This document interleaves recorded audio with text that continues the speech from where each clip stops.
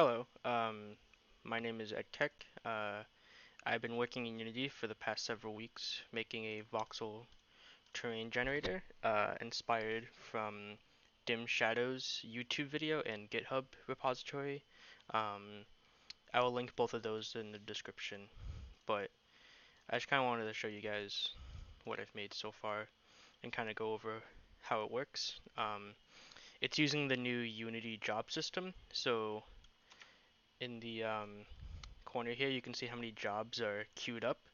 Um, and pretty much how it works is every chunk is generated as a job and then queued up until the player actually needs to load that chunk. So technically, this world goes on infinitely. So if I keep walking here, it will just keep going and going and going and going. But if I show you in the scene, this is actually a really big world. If I go to the player is like all the way over there. But chunks are loaded really far in advance and actually really quickly since it's done on a different thread. So if I keep walking, you'll see that chunks are unloaded and loaded constantly from the back and front of wherever I'm walking.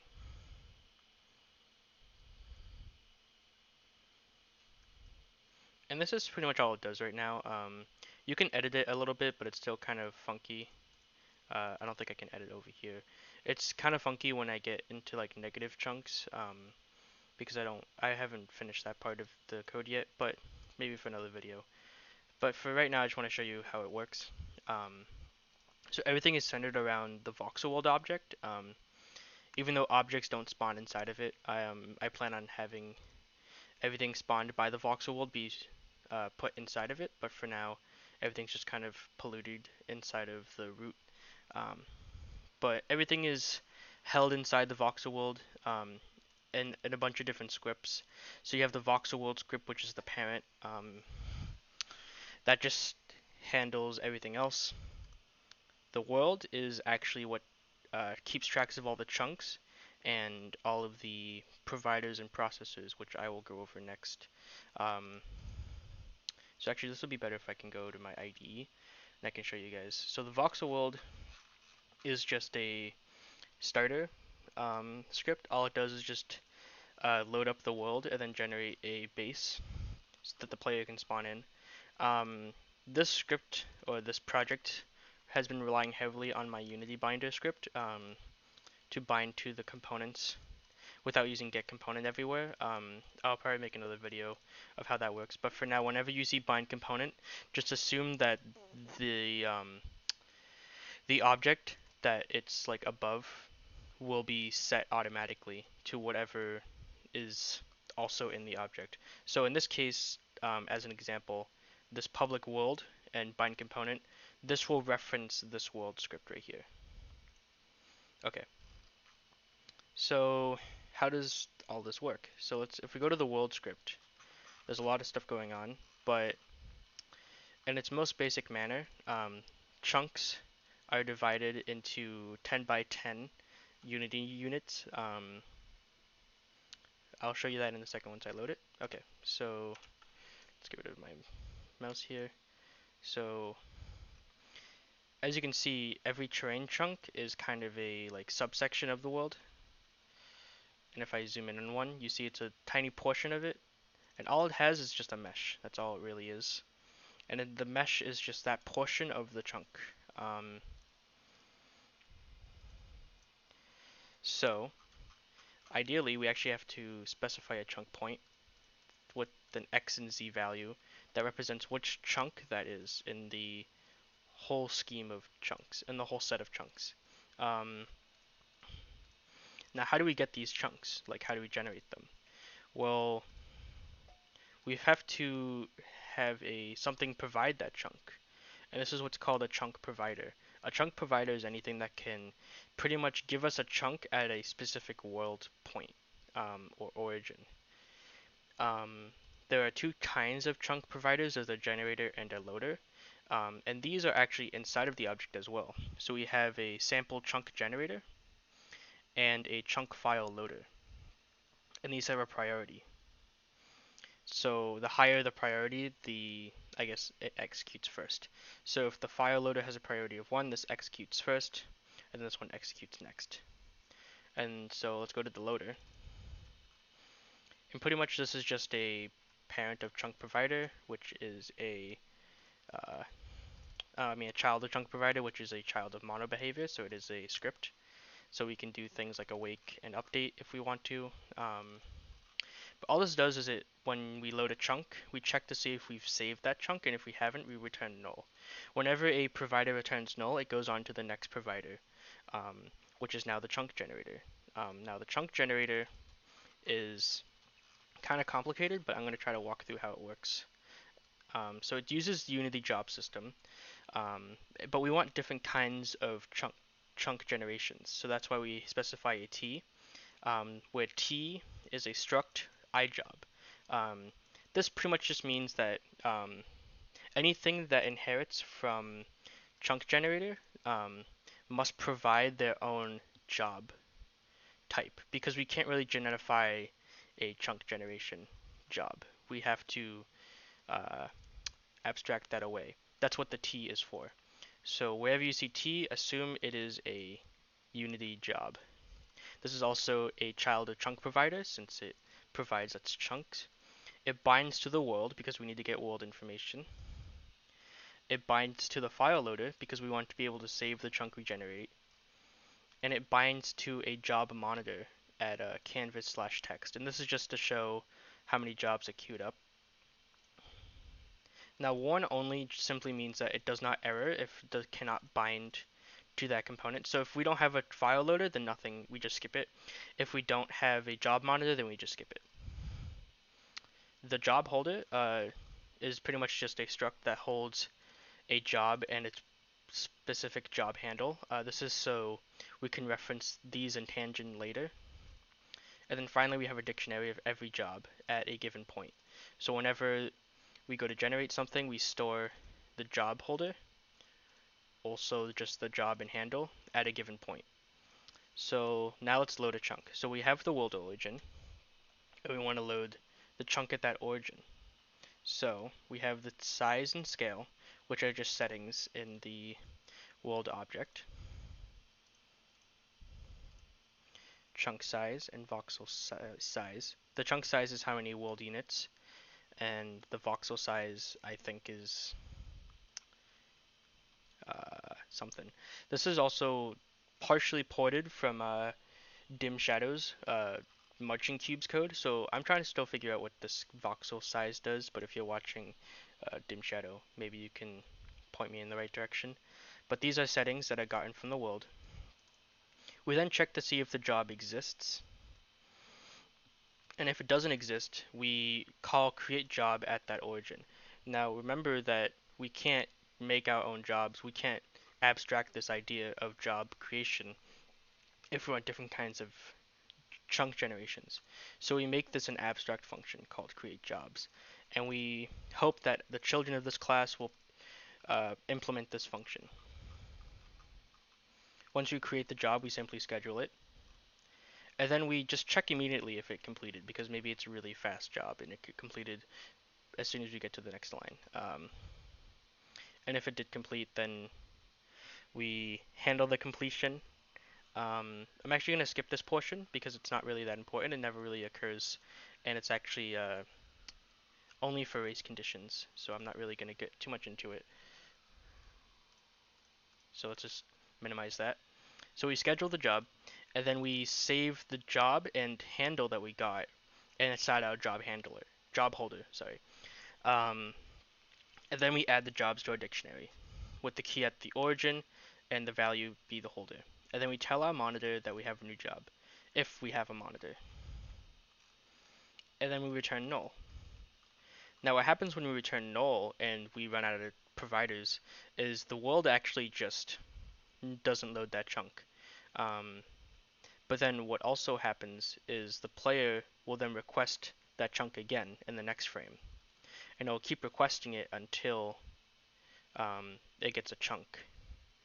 So eventually this will just be called a bunch of times until we get a job. This is why we have an if and else. This is why we have to even check to see if we have the job, because we can call load chunk at, and we've already queued up this job. So let's go to the else. What happens if we've gotten this call to load a chunk at this point, but we've already queued up a job for it? Well, let's go here. We get the holder at that origin because we've stored it previously, and we know that it exists because we're in the else. And we just check to see if it completed. And if it did complete, we call the complete like in that you normally do for jobs. And then you get the chunk sample from the function chunk from job, holder.job. Now remember that we can't generify getting the job system. So we have to make an abstract function that we hope the child will implement for us that will simply return a float array. And this float array will be all the voxels that will be generated by the mesh. We then create a new chunk at that origin, giving it the sample, the size, and the world height. And then we call c.recalculate. Now this is where dim shadows code comes into play. This is the Martian cubes algorithm he had in his GitHub repository on that video. Huge props to him for providing this. But yeah, we call c.recalculate, which is just dim shadows Martian cubes algorithm that he provided for in Unity. And then we check to see if we have a file loader and we save that chunk. We remove the job and we tell the monitor that we don't have that job anymore. And we finally return the new chunk. Now, you're probably thinking, like, this is all really abstract. Like, where are we actually generating the chunks? And why do we even have to abstract this? Well, because we actually want to be able to specify different kinds of chunk generators. So you can see I have a flat chunk generator and a sample chunk generator. The flat chunk generator we'll look at first because it's the easiest to understand. And this is a chunk generator that provides a flat chunk job. Now, what's a flat chunk job? Now, a flat chunk job is this thing right here. It's a simple iJob that provided by the Unity job system. And all it does is it gets a size, height, and scale, the origin, and then it has a chunk that it stores the final array in. And then when it goes to execute, it just does a loop. It figures out it pretty much transforms that 3D X, Y, and Z into a single index, so we can store it in our native array. Because you can't have 3D native arrays in the job system, which is kind of dumb, but I understand why. So you have to squish uh, the 3D coordinates into a one-dimensional coordinate, which is just the index. We then check to see if the y is less than half the height and it's greater than 0, and if it is, we set a 1. Otherwise, if it's half then the world height, if it's equal to half then the world height, then we do this weird thing. We can actually just get rid of this. This was something I was testing. But this pretty much just makes like little bumps in the flat world, but we can get rid of that. So now it only sets a 1 whenever we're less than half the height and we're greater than 0. It will set a 1. Now for the implementation of this chunk generator, we have to override create job and chunk from job. So for the create job, we simply get the settings from the parent, and then we just return a new flat chunk job with a new or native array and with the settings we want. And then the chunk generator will schedule this job, and later on it will call chunk from job, and it will provide the job and ask you to retrieve the array inside of that job and return it as a float array.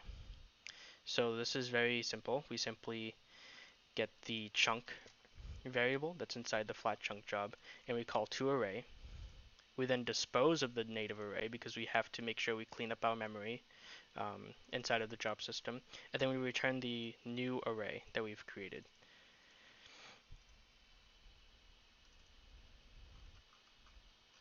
Now for the sample chunk job is a little bit more complex, but again it is provided. This was ported over by dim shadow. It simply just gets a Perlin noise and then samples from that Perlin noise and then generates that cool mountainous stuff. But it doesn't really make a lot of sense. It's not really natural, but it looks pretty cool. So it's implemented the same way. It provides a sample chunk job, and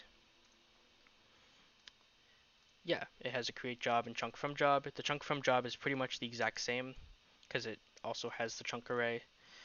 And the create job is pretty much the same, except it has a few more settings for the permanent noise, specifically the height multiplier, the seed, uh, resolution, things like that. The sample chunk job is pretty much the same, except it has one additional function to get the permanent noise. It gets again, it turns the 3D vector into a single 1D vector, which is just the index. It calculates the offset. This is again for the sample. We need to know exactly where to look in the permanent noise. So we calculate the offset and then add the origin to that offset, and then get the sample at that specific point. Um, the resolution just makes it look more pixelated or more refined. And then we set the value at that index to whatever we got from the permanent noise. If we were just to remove these two if statements, it would look a lot cleaner. So let me just show you what that looks like. I'm gonna wait for it to load.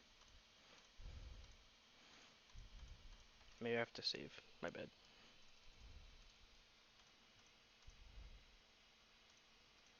So the reason why I had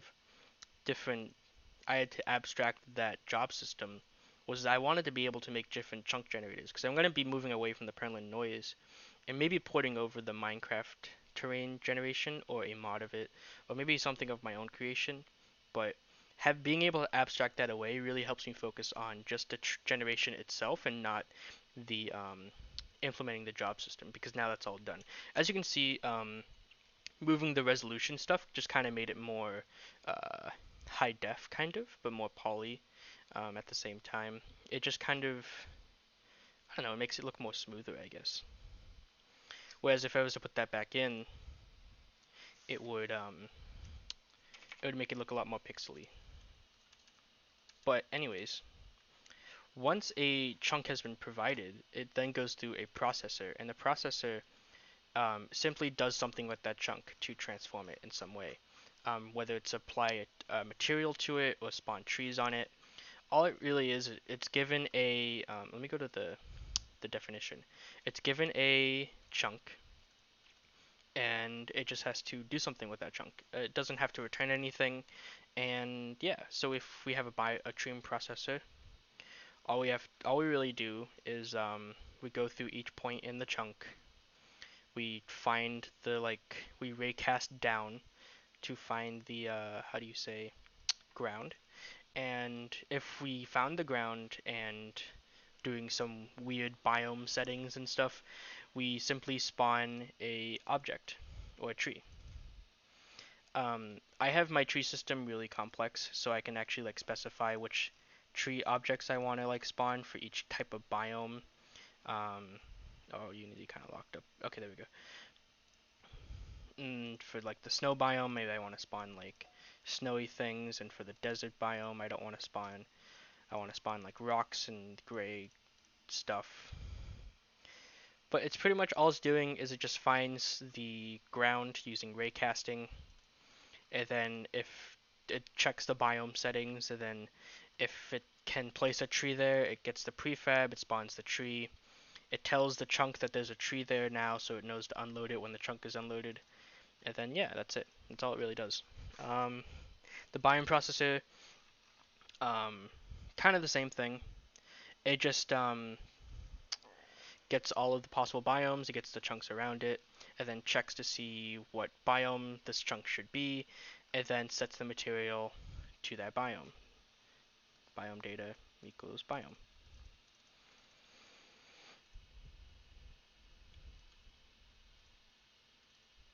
And then I think the last thing I want to go over is the chunk watcher. So let me get rid of the tree processor, just so you can see just the chunks inside of the object tree.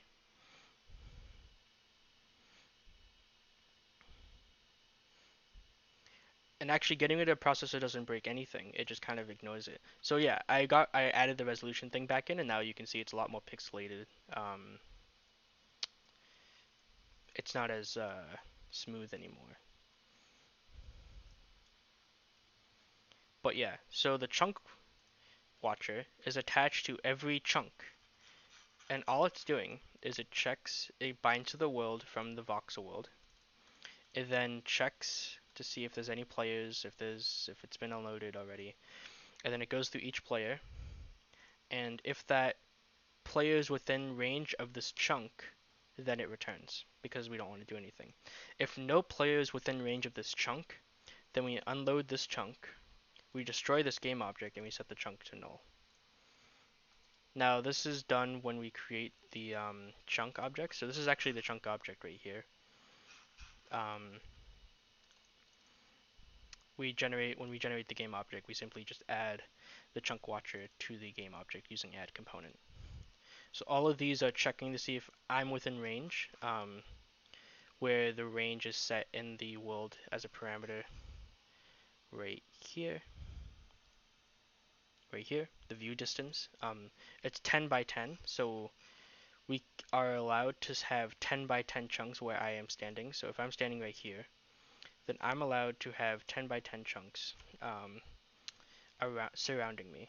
So I can have 10 chunks going this way, 10 chunks going this way, 10 chunks this way, and 10 chunks this way. That's a lot of chunks, but it runs pretty well. Um,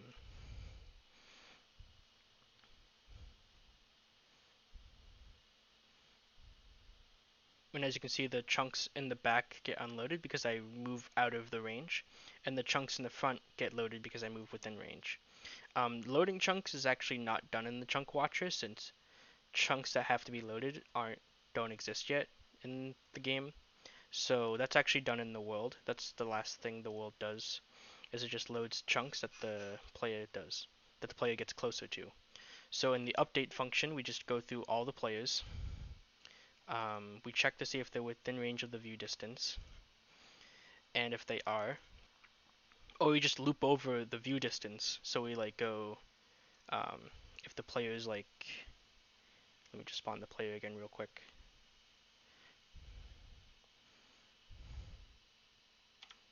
Nope. So if the player is in the middle, we just go through start here, and we go every 10th. We just check to see if these chunks are loaded, and if they are, we don't do anything.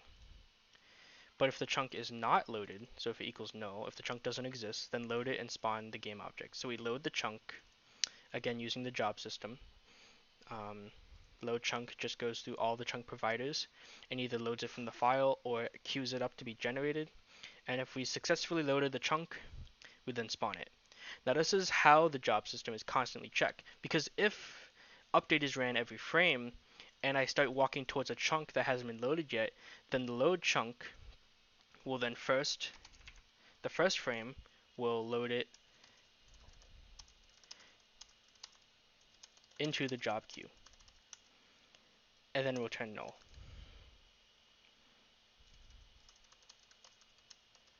Now since it returns null, nothing happens and I don't spawn a new chunk, and then it goes on and then goes to the next frame. The second frame will check